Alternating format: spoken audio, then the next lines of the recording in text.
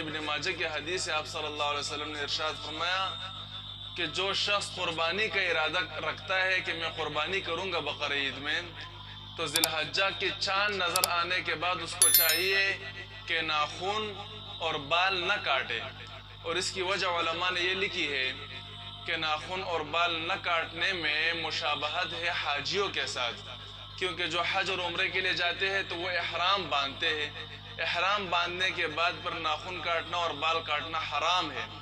تو حاجی حج میں ناخن بھی نہیں کاٹتے، بال بھی نہیں کاٹتے، قربانی بھی کرتے ہیں۔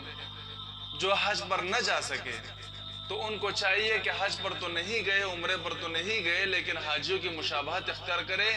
ہو سکتا ہے کہ اس مشابہت کی وجہ سے اللہ رب العزت ان کو بھی وہ اجر، وہ فضیلت اور ثواب عطا فرما دے جو حاجیوں کو عطا فرمایا۔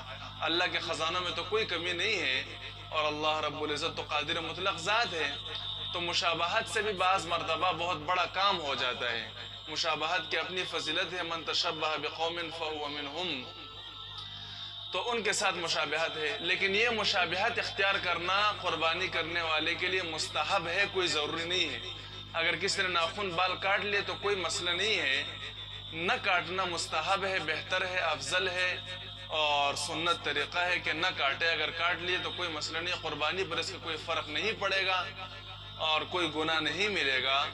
لیکن اس کی فضیلت چونکہ آئی ہے حدیث میں، اور مشابہت حاجیوں کے ساتھ پیدا ہو جاتی ہے، اور اس مشابہت کی وجہ سے اللہ کی رحمتوں اور برکتوں کی امید کی جا سکتی ہے، تو اس وجہ سے مشابہت اختیار کرنی چاہیے اور ان احادیث پر عمل کرنا چاہیے۔